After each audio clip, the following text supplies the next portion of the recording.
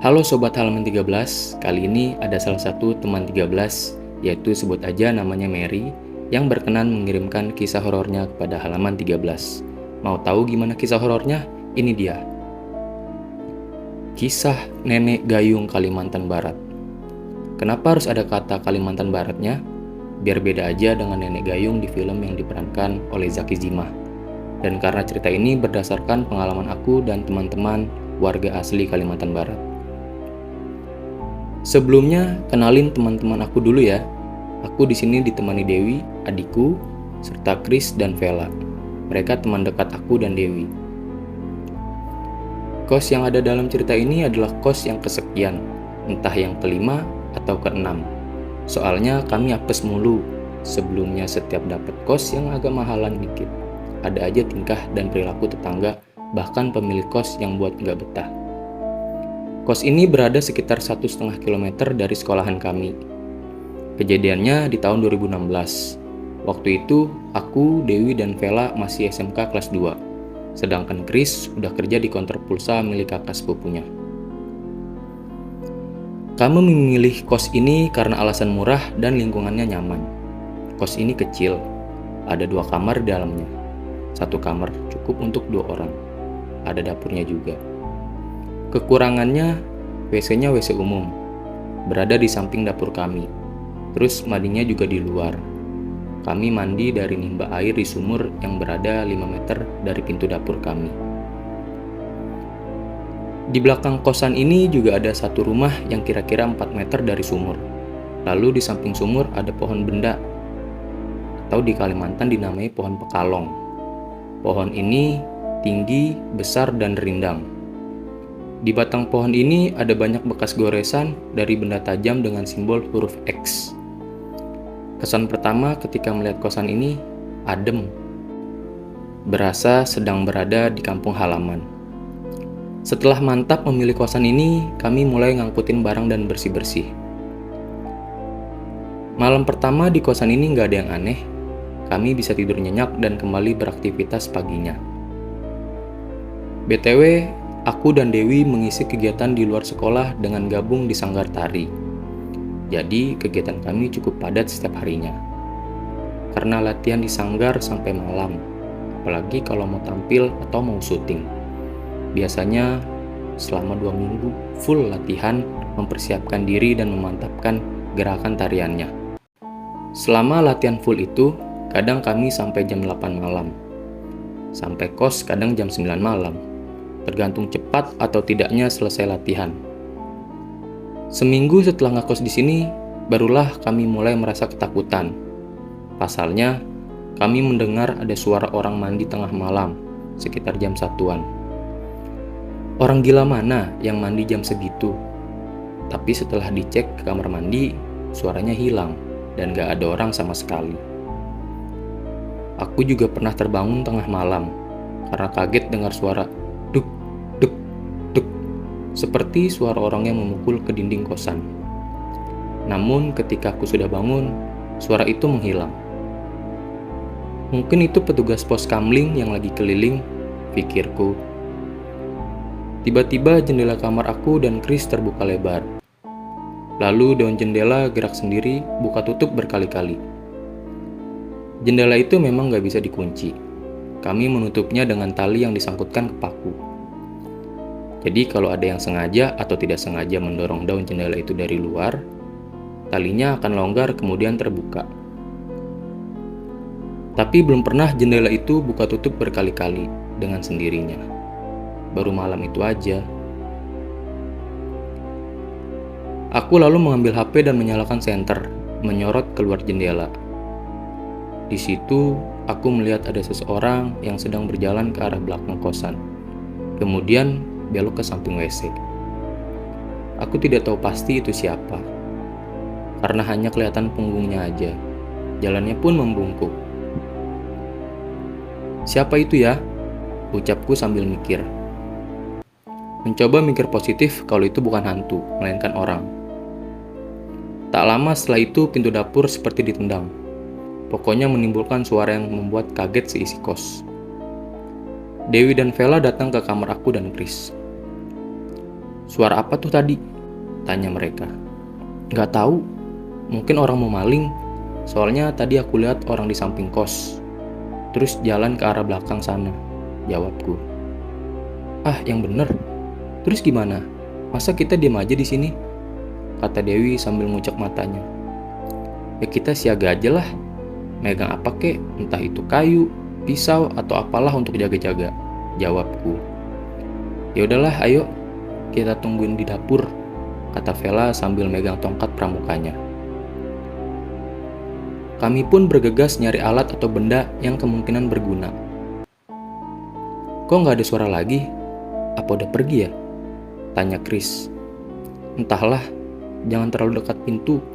Nanti kelihatan bayangan kita kena cahaya lampu, kataku menarik bahu Chris yang berjalan di depan kami. Pintu dapur kami memang ada celah-celah dari papan yang tidak rapat. Jadi kalau dilihat dari luar, pasti kelihatan ada pergerakan di dalam kos. Kami menunggu kurang lebih 10 menitan, tapi nggak ada suara lagi di luar. Akhirnya kami memutuskan kembali ke kamar, melanjutkan tidur. 3 minggu kemudian kejadian aneh pun muncul kembali. Hari itu aku baru pulang dari sanggar, sekitar jam 8 malam. Di kosan ada Dewi, Chris, dan Vela. Ketika aku datang, mereka bertiga sedang ngumpul di kamar. Tumben kalian gak ngunci pintu depan? Lagi pada ngapain? Tanyaku ke mereka. Mereka cerita kalau tadi, beberapa menit sebelum aku datang, Dewi, adikku melihat ada nenek-nenek duduk di belakang rumah kosong yang dekat sumur. Dewi melihat jelas nenek itu memakai atasan batik lengan panjang, memakai kemben sampai lutut, terus ada gayung dari batok kelapa di tangannya. Nenek itu duduk meringkuk melihat ke mereka bertiga yang sedang mandi. Karena kaget, Dewi langsung menjauh dari sumur, lalu ngomong ke Chris dan Vela buat udahan aja mandinya. Mereka sempat nanya ke Dewi, kok buru-buru banget? Padahal baru mau sabunan. Tapi Dewi gak langsung jawab. Dewi menarik paksa mereka untuk masuk kosan. Di dapur, barulah Dewi cerita soal nenek itu. Kami pun memutuskan untuk tidur satu kamar berempat, karena kami ketakutan semua. Lanjut ke minggu keempat. Hari itu aku pulang dari sanggar sekitar jam 8 malam lagi, karena tinggal menghitung hari untuk kami syuting. Aku pulang mengendari motor seorang diri. Sesampainya di kos, ternyata lagi rame. Banyak teman-teman cowok datang main ke kos, karena hari ini adalah malam minggu. Wih, Princess baru datang nih, kata mereka menyambutku. Ada apa nih, rame amat? Udah kayak mau demo aja, candaku pada mereka. Kami mengisi malam minggu dengan berkumpul, ngemil, nonton, sama tambahan masak mie sewajan penuh. Mirip party gitulah. Sampai tibalah waktu di mana semua berubah menjadi horor. Sekitar 2 jam setelah keseruan tadi, kami memutuskan untuk tidur. Yang cowok-cowok tidur di lantai dari depan pintu sampai ke dapur. Ada juga yang tidur di kamar Dewi dan Vela. Karena kami berempat tidur di satu kamar, yaitu kamar Chris. Ketika aku baru mau mengatur posisi tidur, tiba-tiba badanku panas, kepalaku berat dan mual. Aku lari keluar kamar sampai melangkahi cowok-cowok yang sedang tidur di depan kamar.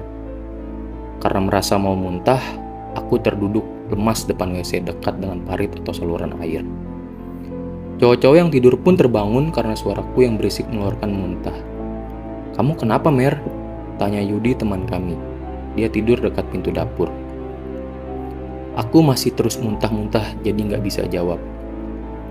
Yudi langsung menghampiriku dan bergegas memasak air hangat untukku. Ketika ditinggal Yudi, aku merasa ada yang megang kepalaku.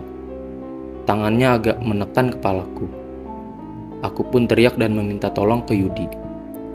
"Tolongin Yud, kepalaku sakit banget, sumpah aku nggak bisa lihat apa-apa." "Aku harus gimana, Mer? Sorry Mer, aku tinggal lagi. Aku bangunin teman-teman dulu," ucap Yudi kebingungan. Aku mendengar Yudi bangunin teman-teman yang sedang tidur. Woi, woi, bangun, bangun. Mary muntah-muntah di luar, bantuin dong. Sebelum mereka datang, aku melihat ada sosok nenek-nenek. Dia membungkuk di dekat sumur, lalu memanggilku dengan gerakan tangannya. Dia menunjuk ke dalam sumur sambil senyum. Aku hampir kehilangan kesadaran, tapi masih kutahan sakitnya. Aku merasakan ada yang ingin masuk ke dalam tubuhku, tapi aku tidak bisa melawannya. Tubuhku berasa dipukul dengan benda tumpul berkali-kali, hingga membuatku setengah sadar menyakiti diri, memukul dan menarik rambutku sampai ada yang putus. Aku nangis dan merintih kesakitan, sampai akhirnya terjatuh di tanah. Setelah itu aku tidak merasakan apa-apa lagi. Aku juga nggak tahu apa yang terjadi setelah itu. Ketika sadar, aku sudah di kamar yang berbeda dari kamar kosku. Di sampingku ada Dewi, Chris, dan Vela. Chris, Dewi, Vela. Aku membangunkan mereka dengan menepuk pipi dan bahunya. Tapi bukannya mereka yang bangun, malah Yudi yang bangun. Mer, kamu sudah bangun? Yud, ini rumah siapa? Rumah aku lah. Chaos banget di sana tadi. Makanya kami bawa ke sini. Kamu gimana? Masih sakit? Masih sih. Emangnya aku kenapa? Tadi kamu ngamuk nggak jelas. Kayak orang kesehatanan lah pokoknya. Terus? Ya terus kami bawa ke sini. Tadi kami dibantu sama tetangga depan kos kalian.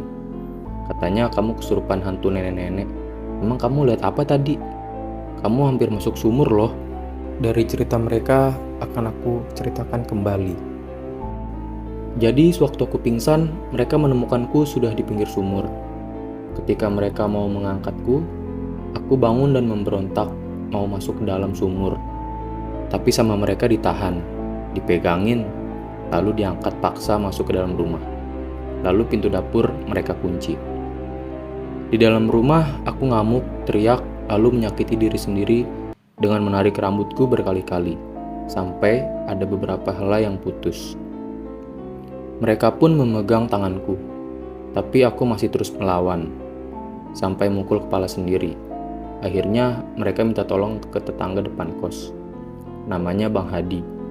Di rumah Bang Hadi kebetulan lagi rame orang juga, karena malam mingguan, jadi pada ngumpul dan bergadang. Dari beberapa yang ngumpul di rumah Bang Hadi, ada seorang kakek, namanya Kakek Pono. Kakek inilah yang komat kamit bacain sesuatu. Terus beberapa helai rambutku ditarik, lalu dibakar di atas gelas berisi air yang sudah dicampur garam. Abu rambut tadi dimasukkan ke dalam gelas itu, lalu diaduk sama Kakek Pono dengan telunjuknya. Kemudian air itu dibawa ke belakang kosan. Kakek Pono kemudian memanggil 3 orang untuk ikut dia keluar. Kakek Pono bilang ke mereka, bawa 3 batang rokok, kemudian bakar ujungnya. Lalu selipkan di batang pohon itu, sambil menunjuk ke pohon bendo dekat sumur. Setelah itu, ketiga cowok tadi masuk bersamaan dengan kakek ke dalam rumah. Kakek Pono juga mengambil segenggam beras, lalu dilempar ke arah sumur. Kemudian air di gelas tadi dituangkan di depan pintu dapur. Setelah itu, kakek menutup pintu dapur. Kemudian kakek Pono menekan telunjuk kakiku, lalu menusuk dengan sebutir beras yang sudah diikatnya dengan selai rambutku. Setelah itu aku tumbang tak berdaya.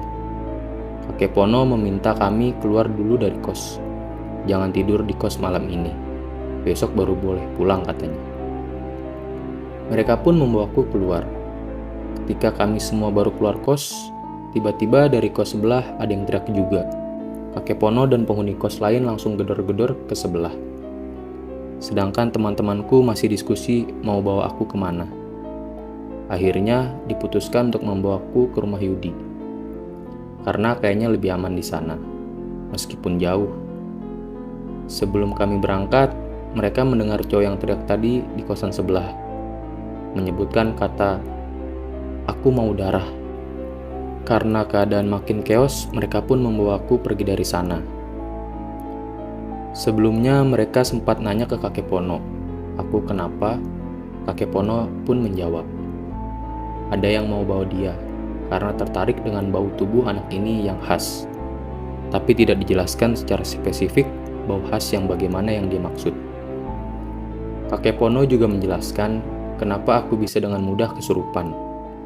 Katanya, menurut apa yang dilihatnya, ada yang pernah membuka mata batinku, namun sudah ditutup.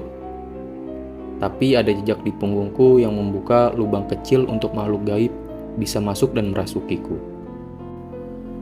Jejak itu tidak bisa dilihat oleh mata orang awam biasa. Jejak itu seperti mata air yang berputar, lalu membuka dengan sendirinya. Kata kakek Pono, aku bisa merasakan jika ada sesuatu di bagian belakangku yang tiba-tiba terasa seperti hidup, seperti denyut jantung. Sebetulnya iya, kadang aku bisa merasakan ada sesuatu yang hidup, berputar kemudian membuka pori-pori kulitku. Setelah itu, aku akan merasakan sakit ringan, seperti kram tapi tidak kram. Tapi ketika hal itu terjadi, aku tetap bisa beraktivitas. Hanya saja tubuhku lemas dan dingin. Sesuatu yang kurasakan hidup ada di tulang belikat sebelah kanan. Mungkin ada penjelasan medisnya. Tapi aku merasakan hal itu setelah dulu saat di SMP aku pernah sakit. Sering kesurupan, sering pingsan, hingga pernah dikira sudah meninggal. Karena selama 11 jam tidak bangun-bangun. Bahkan aku hampir dibuatkan peti mati saat itu. Semenjak itulah aku merasakan ada yang aneh dengan tubuhku. Setelah bermalam di rumah Yudi, siang harinya kami pulang ke kos. Sebenarnya aku mau bertemu kakek Pono. Ada banyak hal yang ingin kutanyakan padanya. Salah satunya tentang mata batin. Tapi ketika sampai di kos, kakek Pono sudah pulang kampung. Kata Bang Hadi, si pemilik rumah besar depan kosan kami. Kenapa aku ingin menanyakan hal itu ke kakek Pono? Karena sewaktu aku di sekolah, ketika jam istirahat, aku melihat seorang nenek masuk ke lingkungan sekolah. Dia menghampiriku menawarkan sayur pakis. "Beli sayur nenek, Dek," katanya padaku. Saat itu aku sedang duduk di parkiran motor guru yang berada di samping lapangan basket. "Sayur apa, Nek?"